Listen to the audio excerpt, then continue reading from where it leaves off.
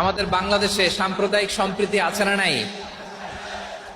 আবহমান কাল থেকে আমরা মুসলিম, হিন্দু, বৌদ্ধ, খ্রিস্টান, পাহাড়ি, নৃগোষ্ঠী মিলেমিশে একাকার, আমরা সবাই মিলে বাংলাদেশ।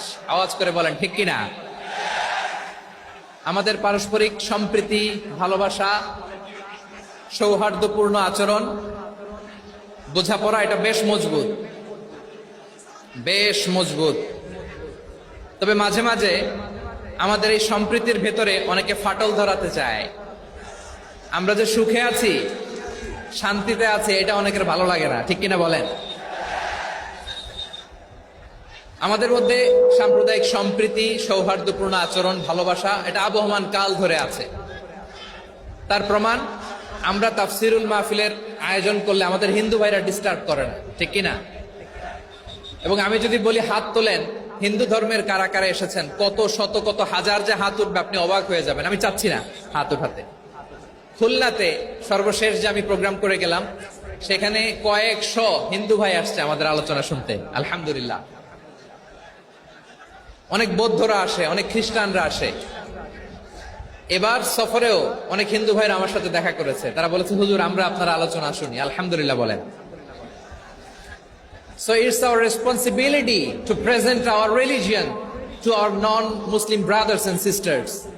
আমাদের অমুসলিম ভাই বোনদের কাছে ইসলামের সৌন্দর্য তুলে ধরা এটা আমাদের দায়িত্ব। We all are the ambassador of Islam. আমরা প্রত্যেকে দায়িত্বশীল, আমরা প্রত্যেকে এক একজন ইসলামের অ্যাম্বাসেডর, আলহামদুলিল্লাহ বলেন। এজন্য এমন ভাবে দ্য বিউটি অফ ইসলাম, ইসলামের সৌন্দর্য আমাদেরকে ফুটিয়ে তুলতে হবে, যাতে করে নন মুসলিমরা শাহাদা পড়ে, কালিমা পড়ে মুসলমান হয়ে যায়। অনেক নন মুসলিম ভাই বোন আমাদের হাতে শাহাদা পড়ে, কালিমা পড়ে মুসলমান হয়েছে, অনেক। সো আমরা যেন ইসলামের বিউটিটাকে তুলে ধরতে পারি, এবং এই যে সম্প্রীতি, এটাকে যেন আমরা অটুট রাখতে পারি। আদতে আদতে বাংলাদেশের ইতিহাস বলে আমাদের দেশে কোনো দাঙ্গা নাই, আছে? লালমনিরহাটের ভাইয়ের আওয়াজ করে বলেন, আমাদের দেশে হিন্দু মুসলিম দাঙ্গা আছে? আমরা ভাই ভাই, আওয়াজ করে বলুন তো, আমরা কি ভাই ভাই? কিন্তু কিছু দুষ্ট লোক আছে, তারা আমাদের সম্পর্কের মধ্যে ফাটল ধরাতে চায়, ঠিক কিনা বলেন? মাঝে মাঝে ঝগড়া লাগাতে চায়।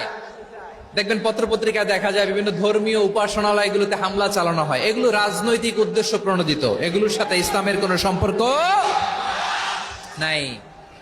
এজন্য এই দুর্বৃত্তদের ব্যাপারে আমাদের সাবধান থাকতে হবে।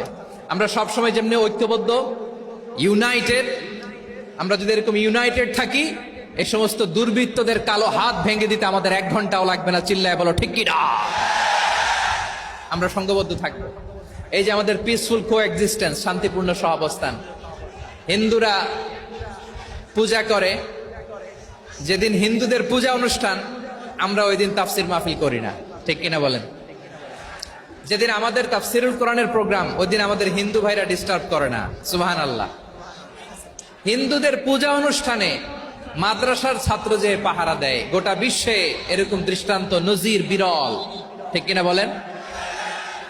আইন শৃঙ্খলা বাহিনীর পাশাপাশি মাদ্রাসার ছাত্ররা যে সেখানে পাহারা দেয়, গোটা পৃথিবীতে এই দৃষ্টান্ত আপনি পাবেন। মাদ্রাসার ছাত্ররা, তারা তো কোরআনের ধারক, তারা হাদিসের ধারক, তারা কেন মন্দির পাহারা দিবে? এই সম্প্রীতিকে ধরে রাখার জন্য, এই সৌহার্দ্যকে ধরে রাখার জন্য, আমাদের পারস্পরিক ভালোবাসাকে অটুট রাখার জন্য। আওয়াজ করে বলতে হবে ঠিক কিনা? এখন বলেন, আমাদের এই ভালোবাসা অটুট থাক, আমরা চাই কি চাই না? আমরা হিন্দু মুসলিম মিলেমিশে শান্তিপূর্ণ সহাবস্থান, সাম্প্রদায়িক সম্প্রীতি। লালমনিরহাটের ভাইয়ের আওয়াজ করে বলুন, এই সাম্প্রদায়িক সম্প্রীতি আমরা চাই কি চাই না? আল্লাহ এই দেশকে তুমি বরকতময় করো, বাংলাদেশকে তুমি শান্তিময় করো। আওয়াজ করে সবাই বলেন আমিন।